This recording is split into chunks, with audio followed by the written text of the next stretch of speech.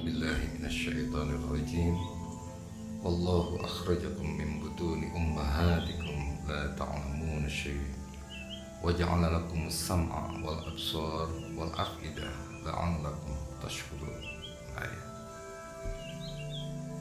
Allah telah menganugerahkan kepada manusia 3 instrumen utama dalam mencari ilmu, yaitu pendengaran, penglihatan, dan hati nurani.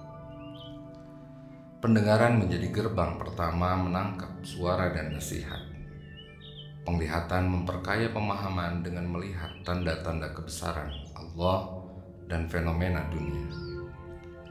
Sedangkan hati menjadi tempat berlabuhnya ilmu, tempat perenungan, pemaknaan, dan pengamalan. Namun menariknya, ayat ini tidak menyebutkan bahwa tujuan utama dari ilmu adalah agar kita menjadi pintar, melainkan agar kita bersyukur.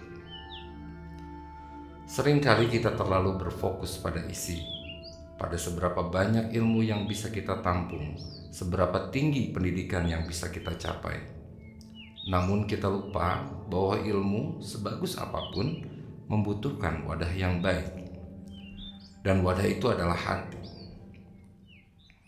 Jika hati kotor, ilmu justru bisa menjadi bumerang. Jika hati penuh kedengkian, maka ilmu yang diperoleh hanya akan digunakan untuk mencari kesalahan orang lain.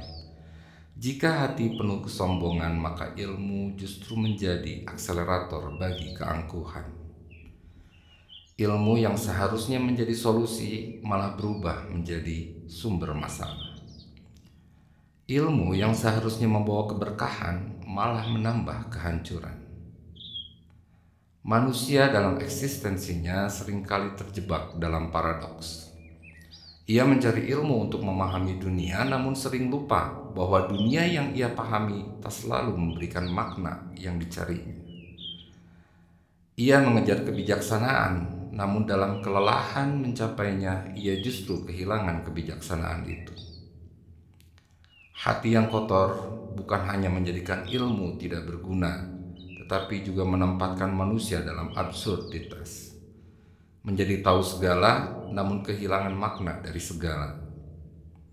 Maka sebelum memperkaya isi, penting bagi kita untuk memastikan bahwa wadahnya bersih dan layak menerima ilmu.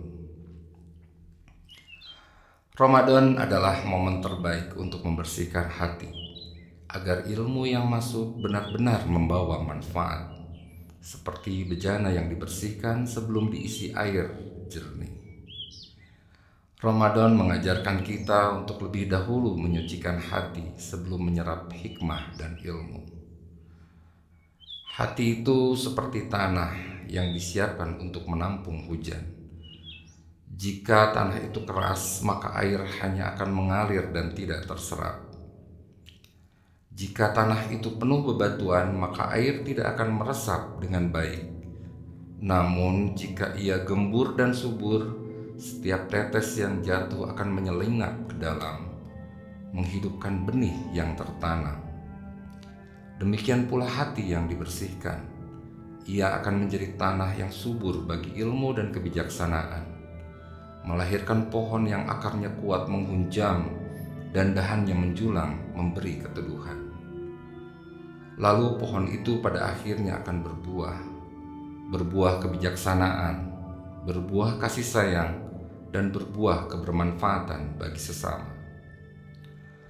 Hati yang bersih adalah hati yang tunduk, yang penuh syukur, yang senantiasa merendahkan diri di hadapan kebenaran. Ilmu yang masuk ke hati seperti ini akan menjadi cahaya, menjadi pedoman hidup, dan pembawa manfaat bagi banyak orang. Sebaliknya, jika hati penuh dengan penyakit, maka ilmu itu akan berubah menjadi bara api yang membakar, bahkan membakar pemiliknya sendiri.